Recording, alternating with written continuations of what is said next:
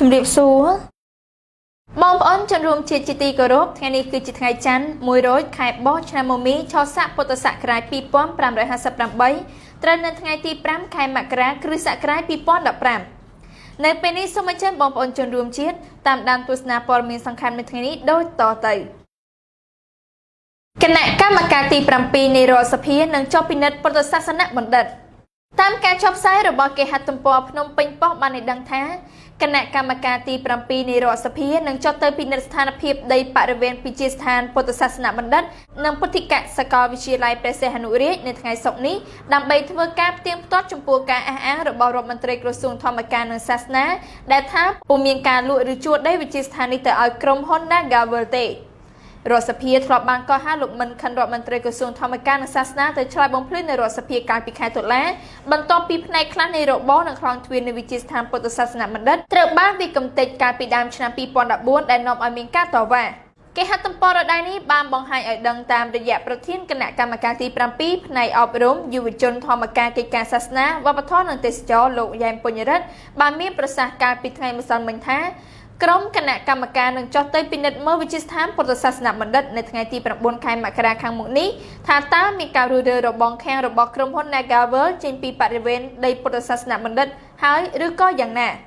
លោកពុញរិទ្ធបានបន្ថែមថាក្រៅពីការពិនិត្យវិទ្យាស្ថានពុទ្ធសាសនបណ្ឌិតគណៈកម្មការក៏នឹងចុះពិនិត្យការរៀបចំការកែតម្រង់ផ្នែកធម្មការនិងសាសនានៅក្នុងពុទ្ធិកសាកលវិទ្យាល័យព្រះសីហនុរាជផងដែរព្រះតេជគុណថងណារិទ្ធប្រធានបណ្ដាញព្រះសង្ឃឯករាជ្យដើម្បីយុត្តិធម៌សង្គមដែលធ្លាប់បានតវ៉ាទាមទារឲ្យបញ្ឈប់ការសាងសង់របស់ក្រុមហ៊ុន Nagavel លើដីវិទ្យាស្ថានពុទ្ធសាសនបណ្ឌិតនេះបានស្វាគមន៍ចំពោះចំណាត់ការចុះទៅស៊ើបអង្កេតបន្ថែមរបស់គណៈកម្មការទី7ខណៈដែលព្រះអង្គនៅតែមានមន្ទិលសង្ស័យថារដ្ឋាភិបាលអាចនឹងលួចដីវិទ្យាស្ថានដែលជាព្រះរាជទ្រព្យរបស់ព្រះមហាវីរក្សត្រទៅឲ្យក្រុមហ៊ុន Nagavel នៅថ្ងៃអនាគតព្រះរាជគុណបានបញ្ជាក់ថាវិទ្យាស្ថាននេះជាឃ្លាំងវប្បធម៌ឃ្លាំងអក្សរសាស្ត្រនិងមានផ្ទុកនូវវត្ថុសំខាន់ៗយើងត្រូវតែការពារតាក់ទងទៅនឹងបញ្ហានេះលោកនាយរដ្ឋមន្ត្រីហ៊ុនសែនក៏ធ្លាប់បានផ្ញើលិខិតថ្វាយព្រះមហាក្សត្រកាលពីដើមខែតុលាឆ្នាំ2014ផងដែរដោយបញ្ជាក់ថាពុំមានការលួចឬដោះដូរវិទ្យាស្ថានពុទ្ធសាសនបណ្ឌិតទេចំពោះការរុះរើរបស់នៅខ្លងទ្វារវិទ្យាស្ថាននេះកន្លងមកគឺដើម្បីសម្រួលដល់ការសាងសង់ផ្លូវក្រោមដីដែលជាគម្រោង Naga City Walk នៅពីមុខវិទ្យាស្ថាននេះប៉ុណ្ណោះបន្ទាប់ពីបញ្ចប់ការសាងសង់និងមានការសាងសង់របស់នៅខ្លងទ្វារវិទ្យាស្ថានពុទ្ធសាសនបណ្ឌិតតាមរចនាបថដើមវិញតុលាការត្រូវតែឯករាជ្យត្រូវតែដោះលែងអ្នកជាប់ឃុំទាំង19អង្គនិងអ្នកដោយគ្មានលក្ខខណ្ឌលោកអ្នកនាងជាទីមេត្រីតុលាការត្រូវតែឯករាជ្យត្រូវតែដោះលែងអ្នកជាប់ឃុំទាំង19អង្គនិងអ្នកដោយគ្មានលក្ខខណ្ឌគឺជាសម្រេចទាមទាររកយុត្តិធម៌ពីរដ្ឋាភិបាលនិងស្ថាប័នតុលាការពីសំណាក់ព្រះសង្ឃប្រជាពលរដ្ឋរងគ្រោះដីធ្លីមកពីតំបន់បឹងកក់បូរីកេឡាននិងសហគមន៍នានាដែលរងនៅអំពើអយុត្តិធម៌និងរងគ្រោះដោយសារវប្បធម៌នីតិរដ្ឋភាពការស្រ័យទាមទារនេះបានធ្វើឡើងនៅមុខសាលាដំបងរាជធានីភ្នំពេញនាព្រឹកថ្ងៃទី5ខែមករានេះខណៈដែលសាលាដំបងរាជធានីភ្នំពេញបានកោះហៅតំណាងប្រជាពលរដ្ឋរងគ្រោះមកពីតំបន់បឹងឈូកចំនួន4នាក់មកសាកសួរនៅក្នុងសវនកម្មដោយចោទលើពួកគាត់ពីបទប្រាអំពើហិង្សាទៅលើអ្នកកាន់កាប់អចលនវត្ថុដោយសុចរិតកាលពីឆ្នាំ2008និង2009ប្រដេជគុណថងណារិទ្ធបានមានសន្និការថាស្ថាប័នតុលាការសពថ្ងៃនៅក្រោមគំនាបរដ្ឋាភិបាលធ្វើតាមតែអំពើចិត្តរដ្ឋាភិបាលហើយប្រជាពលរដ្ឋត្រូវការជាទីបំផុតគឺយុត្តិធម៌និងតម្លាភាពរបស់តុលាការរាជធានីភ្នំពេញយើងឃើញថាតុលាការនេះតែមានការដាក់បន្ទុកលើប្រជាពលរដ្ឋរងគ្រោះនៃទីដូចតែប្រសងពុទ្ធបរិស័ទរងគ្រោះនៃទីបានឲ្យពិធដ្ឋសំជាបញ្ចូលតាមដានកិច្ចការរបស់សវនាការសាលាដំបងរាជធានីភ្នំពេញគឺចង់បានណាស់មានយុត្តិធម៌ត្រឹមត្រូវនិងឲ្យមានតម្លាភាពមិនអាចឲ្យតុលាការធ្វើតែតាមអំពើចិត្តតាមអ្វីដែលដាក់ដឹកនាំពីរដ្ឋាភិបាលដូចជាតែមានអំណាចមានការគៀបសង្កត់ឬតាមបានតុលាការដើម្បីដាក់គំនាបដល់ប្រជាពលរដ្ឋរងគ្រោះដីធ្លីដែលគាត់ត្រូវការរស់នៅដោយសេចក្តីថ្លៃថ្នូរចំណែកឯអ្នកស្រីឆៃកំហនតំណាងប្រជាពលរដ្ឋរងគ្រោះនៅតំបន់បូរីកេឡាវិញបានឲ្យដឹងដែរថាព ពួកគាត់ដែលមកតវ៉ានៅមុខសាលាដំបងរាជធានីភ្នំពេញថ្ងៃនេះគឺចង់ឲ្យស្ថាប័នតុលាការរកភាពយុត្តិធម៌និងដោះលែងអ្នកជាប់ឃុំទាំង19អង្គនឹងនេះដោយគ្មានលក្ខខណ្ឌ ភាពគិតខុសសម្រាប់ដល់ប្រចាំនេះយើងសង្ឃឹមថាដល់9អង្គនេះនឹងមានការដល់លេខទៀតអត់មានលក្ខខណ្ឌអីវិញទាំងអស់ហើយដែលសំខាន់នោះគឺសូមឲ្យតុលាការមានភាពឯករាជ្យសម្រាប់ដល់9អង្គនេះ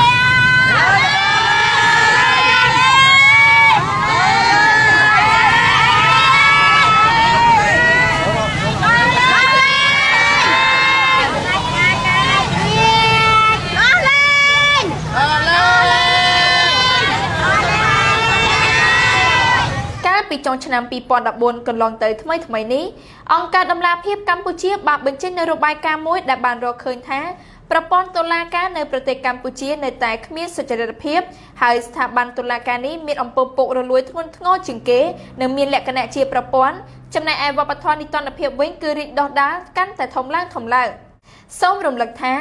អ្នកជាប់ឃុំទាំង19អង្គនិងអ្នកនោះត្រូវបានចាប់ឃុំខ្លួនជាបន្តបន្ទាប់កាលពីដើមខែវិច្ឆិកាឆ្នាំ2014កន្លងទៅនេះក្នុងនោះរួមមានលោកមីសវណ្ណារាប្រធាននាយកដ្ឋានផ្សព្វផ្សាយនិងព័ត៌មានរបស់គណៈបក្សសង្គ្រោះជាតិអ្នកស្រីទេពវណ្ណីតំណាងប្រជាពលរដ្ឋសហគមន៍បឹងកក់ព្រះតេជគុណសឿនហៃព្រះសង្ឃខ្មែរកម្ពុជាក្រោមដែលគង់នៅវត្តស្ទឹងមានជ័យព្រមទាំងព្រះសង្ឃសកម្មជននយោបាយនិងសកម្មជនដេទ្រី16នាក់ផ្សេងទៀតដោយចោទពីបទខុសៗគ្នាកោជបធ្វើបច្ចុប្បន្នភាពបញ្ជីឈ្មោះអ្នកបោះឆ្នោតបើយោងតាមគេហទំព័រភ្នំពេញប៉ុស្តិ៍បានចុះផ្សាយថាគណៈកម្មាធិការរៀបចំការបោះឆ្នោតកោជបបានធ្វើបច្ចុប្បន្នភាពបញ្ជីឈ្មោះអ្នកបោះឆ្នោតសម្រាប់ការបោះឆ្នោតជ្រើសរើសតំណាងរាស្ត្រឆ្នាំ2018ដែលបន្ថែមអ្នកបោះឆ្នោតចំនួន 177,805 នាក់នេះបើយោងតាមវេបសាយរបស់កោជបគេហទំព័រដដែលនេះបានបន្ថែមឲ្យដឹងតាមរយៈលោកគួយប៊ុនរឿននៃគណៈបក្សសង្គ្រោះជាតិបានថ្លែងកាលពីម្សិលមិញថាកិច្ចពិភាក្សារវាងគណៈបកប្រជាជនកម្ពុជានិងគណៈបក្សសង្គ្រោះជាតិអំពីការធ្វើបច្ចុប្បន្នភាពបញ្ជីឈ្មោះអ្នកបោះឆ្នោតបានកំពុងបន្តលោកបានបន្ថែមឲ្យដឹងទៀតថាគណៈបកទាំងពីរបានកំពុងពិភាក្សាពីបញ្ជីកោជបថ្មីហើយរំពឹងថាវានឹងបញ្ចប់នៅចុងខែកុម្ភៈបន្ទាប់មកបញ្ជីឈ្មោះអ្នកបោះឆ្នោតកោជបបច្ចុប្បន្ននឹងលែងប្រើទៀតហើយលោកបានគូបញ្ជាក់បន្ថែមទៀតថាកោជបបច្ចុប្បន្ននឹងបន្តធ្វើការលើបញ្ជីនេះព្រោះនៅមិនទាន់មានច្បាប់គ្រប់គ្រងកោជបទេមន្ត្រីគណៈបក្សសង្គ្រោះជាតិបានចោទប្រកាន់កោជបថាបានប្រើប្រាស់បញ្ជីឈ្មោះអ្នកបោះឆ្នោតជាប្រយោជន៍ដល់គណៈបកប្រជាជនកម្ពុជាក្នុងការបោះឆ្នោតឆ្នាំ2013លោកប៊ុនរឿនបានបន្ថែមថាសមាជិកគណៈបក្សសង្គ្រោះជាតិបន្តជំរុញឲ្យមានការបោះឆ្នោតនិងធានាបញ្ជាក់ពីអត្តសញ្ញាណរបស់អ្នកបោះឆ្នោតកម្លាំងចម្រុះជាច្រើនអ្នកត្រូវបានដាក់ពង្រាយនៅទីលានប្រជាធិបតេយ្យបងប្អូនជនរួមជាតិជាទីមេត្រីតាមការចុះផ្សាយរបស់គេហទំព័រអាស៊ីសេរីបានឲ្យដឹងថាក្នុងពេលគណៈបក្សសង្គ្រោះជាតិរៀបចំធ្វើបុណ្យបង្សុកូលរំលឹកខួបកម្មករ5នាក់ស្លាប់ដោយសារកងទាហានបាញ់ស្លាប់នៅផ្លូវវែងស្រេងកងកម្លាំងមានសមត្ថកិច្ចចម្រុះរបស់រដ្ឋាភិបាលត្រូវបានគេដាក់ពង្រាយនៅទីលានប្រជាធិបតេយ្យជាច្រើនរយនាក់ការបង្ហាញវត្តមាននៃកងកម្លាំងដ៏ស្អេកស្កះនៅពេលម្សិលមិញនេះត្រូវបានអង្គការសង្គមស៊ីវិលនិងគណៈបកនយោបាយក្រៅរដ្ឋាភិបាលចាត់ទុកថាអាជ្ញាធរចង់បង្ហាញសាច់ដុំជាថ្មីទៀតប្រឆាំងក្រុមអ្នកតវ៉ាឡាននិងម៉ូតូជាច្រើនគ្រឿងត្រូវបានគេដាក់ពង្រាយអមដោយកម្លាំងចម្រុះដែលមានខែដំបងឆក់និងអាវុធនៅក្នុងដៃផងបានបង្ហាញវត្តមានជាថ្មីឡើងវិញនៅទីលានប្រជាធិបតេយ្យបន្ទាប់ពីសកម្មភាពដូចនេះបានស្ងប់ស្ងាត់អស់ពេលជាច្រើនខែណាស់មកហើយក្រោយពីគណៈបក្សសង្គ្រោះជាតិបានយល់ព្រមចូលអង្គុយប្រជុំក្នុងរដ្ឋសភាធ្វើឲ្យរដ្ឋសភានិងរដ្ឋាភិបាលមានលក្ខណៈស្របច្បាប់មកលោកខេងទីតូអ្នកនាំពាក្យកងរាជអាវុធហត្ថលើផ្ទៃប្រទេសឲ្យដឹងនៅថ្ងៃទី4មករាម្សិលមិញថាមូលហេតុដែលកងកម្លាំងត្រូវបានដាក់ពង្រាយនៅទីលានប្រជាធិបតេយ្យនៅពេលនេះគឺទុកដើម្បីរក្សាសណ្ដាប់ធ្នាប់និងការពារសន្តិសុខប៉ុណ្ណោះបើទោះជាយ៉ាងណាវត្តមាននៃកងកម្លាំងចម្រុះប្រដាប់ដោយអាវុធនិងអាវក្រោះដែលមើលទៅទំនងហាក់ត្រៀមប្រយុទ្ធនៅពេលនេះគឺស្របពេលដែលគណៈបក្សសង្គ្រោះជាតិត្រូវរៀបចំយកទីតាំងនៃទីលានប្រជាធិបតេយ្យដើម្បីរៀបចំពិធីបង្សុកូលឧទ្ទិសកុសលអ្នកដែលបានស្លាប់ក្នុងព្រឹត្តិការណ៍បាញ់បង្ក្រាបដោយកម្លាំងចម្រុះរបស់រដ្ឋាភិបាលប្រឆាំងក្រុមអ្នកតវ៉ាសុំដំឡើងប្រាក់ខែ$160នៅតាមបណ្ដោយផ្លូវវែងស្រេងកាលពីដើមខែមករាឆ្នាំ2014កន្លងទៅដោយឡែកទីតាំងនៃទីលានប្រជាធិបតេយ្យឯនេះវិញក៏មិនអន់ណាស់ដែរកាលពីដើមខែមករាឆ្នាំ2014កន្លងទៅអាជ្ញាធរបានបោះសម្អាតទីលានប្រជាធិបតេយ្យបណ្ដេញបាតកោគាំទ្រគណៈបក្សសង្គ្រោះជាតិចេញពីទីលានដែរ ការបង្ក្រាបប្រឆាំងក្រុមបាតកោដែលធ្វើឡើងដោយកងសន្តិសុខនិងកម្លាំងបង្ក្រាបបាតកម្មរបស់រដ្ឋាភិបាលមកលើគណៈបកសង្គ្រោះជាតិកាលនោះគឺប្រៀបដូចជាសមរភូមិប្រយុទ្ធយ៉ាងដូច្នោះ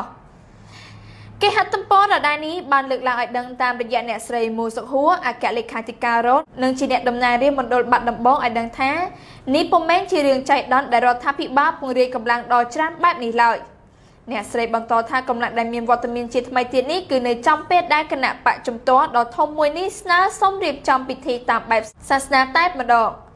កាលពីចុងខែធ្នូឆ្នាំ2014គណៈបកសង្គ្រោះជាតិបានស្នើសុំតាំងផ្លូវវែងស្រេងដើម្បីប្រារព្ធពិធីបង្សុកូលប៉ុន្តែត្រូវបានសាលារដ្ឋាភិបាលភ្នំពេញជំទាស់ក្រោយមកសំណើសុំដូចគ្នានេះរបស់គណៈបកសង្គ្រោះជាតិដែលក្រុងធ្វើនៅទីលានប្រជាធិបតេយ្យ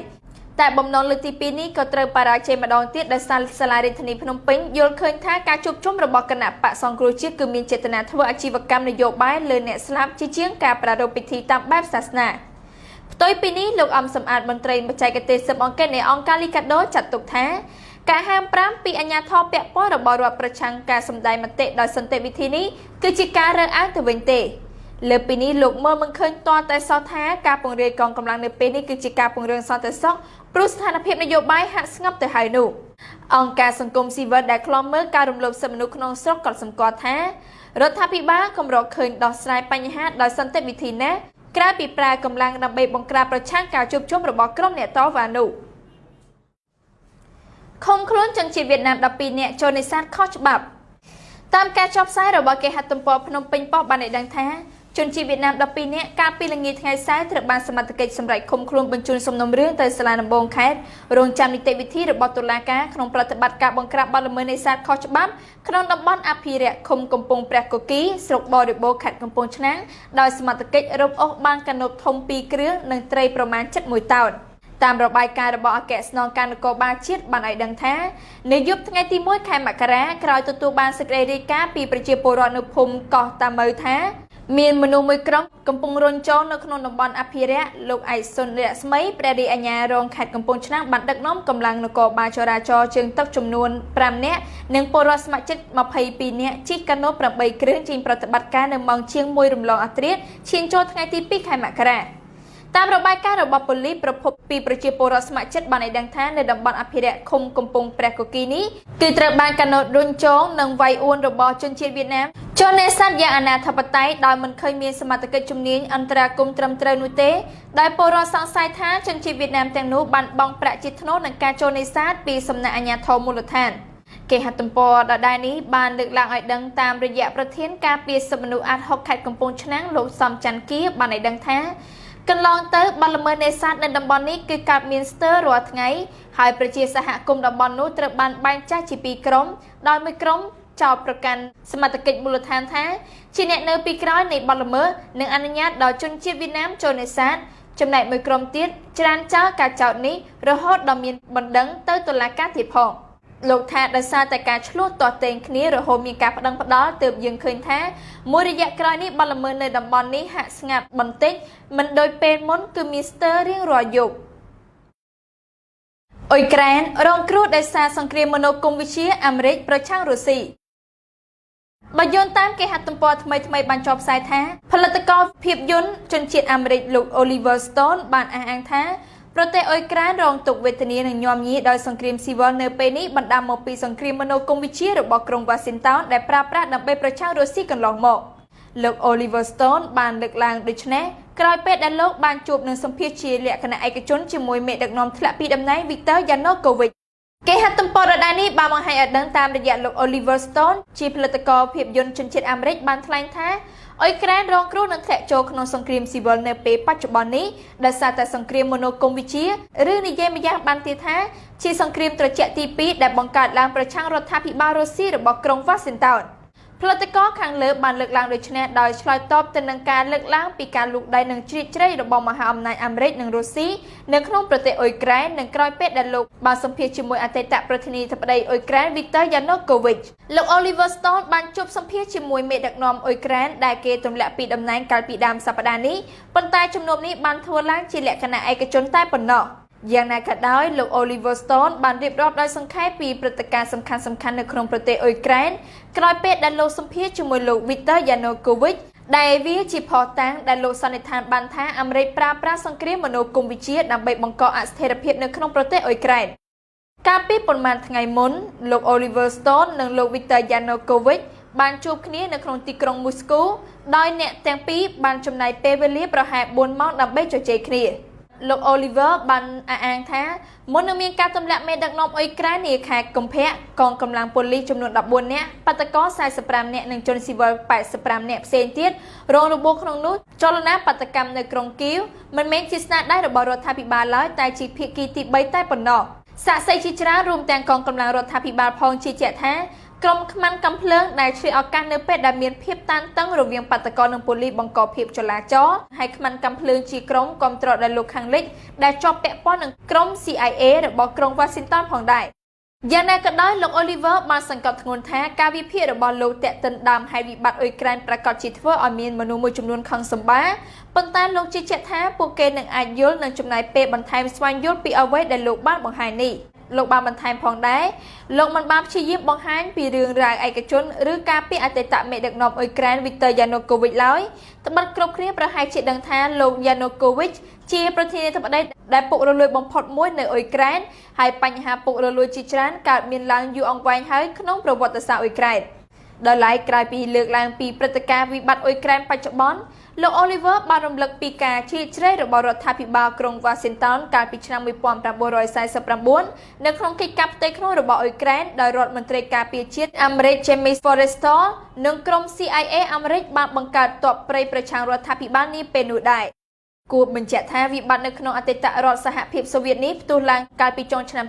2013ដែលមានចលនាបាតកម្មប្រឆាំងរដ្ឋាភិបាលក្រុងគីវហើយនៅក្នុងខែកុម្ភៈឆ្នាំ2014វិបត្តិនយោបាយកាន់តែធ្ងន់ធ្ងររហូតមានបាតកម្មហិង្សាទាមទារទម្លាក់មេដឹកនាំស្និទ្ធរុស្ស៊ីនិងមានការក្រសោបយកទឹកដីគ្រីមៀពីអ៊ុយក្រែនក្នុងខែមីនាផងប៉ូលីសក្រុងដាកាឡោមព័ទ្ធមេដឹកនាំបកប្រឆាំងមិនឲ្យចេញធ្វើបាតកម្មតាមការចុះផ្សាយរបស់គេហទំព័រ VOD បានឲ្យដឹងថាក្រុមប៉ូលីសក្រុងដាកាឡោមព័ទ្ធមេដឹកនាំបកប្រឆាំងគឺលោកស្រី Khalida Zia មិនឲ្យចេញធ្វើបាតកម្មដោយសំអាងលើហេតុផលខ្លាចបង្កហិង្សានយោបាយដែលត្រូវបានមើលឃើញថាជាការរឹតបន្តឹងលើមេដឹកនាំបកប្រឆាំងរូបនេះមុនខួប1ឆ្នាំនៃការបោះឆ្នោតសភាដ៏ចម្រូងចម្រាសគេហទំព័រដដែលនេះបានបន្ថែមឲ្យដឹងតាមរយៈប៉ូលីសក្រុងដាកាប្រកាសថានេះគឺជាការអនុវត្តតាមការបញ្ជាពីថ្នាក់លើព្រោះលោកស្រី Khalida Zia ដែលដឹកនាំបាតកម្មគឺជាអំពើខុសច្បាប់ប្រទេសបង់ក្លាដេសស្ថិតនៅក្រោមការដឹកនាំរបស់លោកស្រីនាយករដ្ឋមន្ត្រី Sheikh Hasina តាំងពីឆ្នាំ1996លោកស្រី Khalida Zia មានផែនការដឹកនាំបាតកម្មនៅថ្ងៃច័ន្ទនេះគឺជាការរំលឹកខួប1ឆ្នាំនៃការបោះឆ្នោតសភាដែលលោកស្រីធ្វើពហិការតាមព័ត៌មានលោកស្រីមេដឹកនាំបកប្រឆាំង Khalida Zia កំពុងត្រូវបានឃុំខ្លួនក្នុងផ្ទះអ្នកសង្កេតការណ៍ហៅទង្វើរបស់អាជ្ញាធរក្រុងដាកាថាកំពុងរំលោភលើគោលការណ៍ប្រជាធិបតេយ្យនិងជាការបំបិទសេរីភាពរបស់ក្រុមប្រឆាំងលោកអ្នកនាងជាទីមេត្រីព័ត៌មានសង្ខេបរបស់នាងខ្ញុំនៅពេលនេះបានមកដល់ទីបញ្ចប់ហើយនាងខ្ញុំរស់ស្មារតីសូមថ្លែងអំណរគុណយ៉ាងជ្រាលជ្រៅចំពោះលោកអ្នកនាងដែលបានទស្សនាកម្មវិធីនេះតាំងពីដើមរហូតដល់ទីបញ្ចប់សូមអរគុណសូមគោរពលា